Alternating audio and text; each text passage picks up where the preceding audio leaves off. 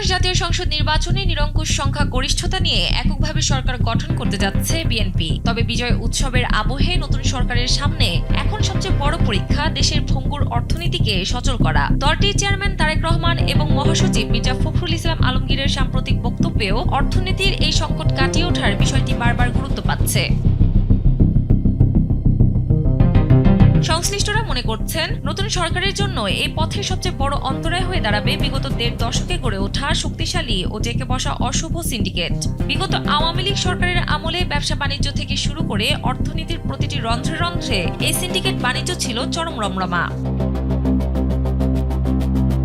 হাতে গোনা কিছু অসাধু ব্যবসায়ী কৃত্রিম সংকট তৈরি করে সাধারণ মানুষের পকেট কেটে হাতিয়ে নিয়েছে হাজার হাজার কোটি টাকা। স্যান্ডেলিনা সো, রূপচর্চায় আভিজাত্য। এই সিন্ডিকেটের থাবা শুধু পণ্য বাজারেই সীমাবদ্ধ ছিল না, নাম সর্বস্ব প্রতিষ্ঠানের নামে ব্যাংক থেকে বিশাল অঙ্কের ঋণ নিয়ে তা বিদেশে পাচারের পেছনেও ছিল তাদের সক্রিয় ভূমিকা। এমনকি দেশের কেন্দ্রীয় ব্যাংকের নীতি নির্ধারণী সিদ্ধান্ত পর্যন্ত নিয়ন্ত্রিত হতো নির্দিষ্ট কিছু প্রভাবশালী শিল্পগোষ্ঠীর খেয়ালখুশিতে। এর ফলে ব্যাংক খাতে আজ খেলাপি ঋণের পাহাড় জমেছে, যার পরিমাণ বর্তমানে প্রায় ৬.৫ লাখ কোটি টাকা, যা মোট ঋণের ১/৩ বেশি। বাজার বিশ্লেষণে দেখা যায়, নির্দিষ্ট কিছু গোষ্ঠীর একক আধিপত্যের কারণে পণ্যমূল্য সাধারণের নাগালের বাইরে চলে গেছে। তৎকালীন সরকার ঘনিষ্ঠরা কৃত্রিম সংকট তৈরি করে রাতারাতি বিপুল সম্পদের মালিক বনে গেলেও এর চরম মাসুল দিতে হচ্ছে সাধারণ ভোক্তাদের। জানুয়ারি মাসের পরিসংখ্যান অনুযায়ী মূল্যস্ফীতি দাঁড়িয়েছে ৮.৫৮%, যা বিগত ৮ মাসের মধ্যে সর্বোচ্চ।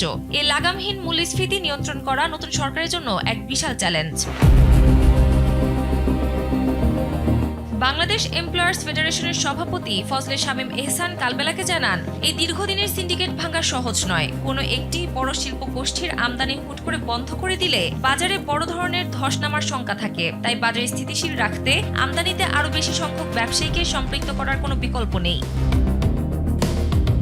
একই সঙ্গে আমলাতান্ত্রিক স্বচ্ছতা নিশ্চিত করা এবং পলিসি নির্ধারণে প্রভাবমুক্ত থাকা জরুরি। তবে সচেতন থাকতে হবে যেন একটি সিন্ডিকেট ভাঙতে গিয়ে নতুন কোনো অপশক্তির জন্ম না হয়। ভঙ্গুর অর্থনীতিকে টেনে তুলতে এবং সাধারণ মানুষের স্বস্তি ফেরাতে এই সিন্ডিকেট দমনই হবে নতুন সরকারের সক্ষমতার প্রধান মাপকাঠি।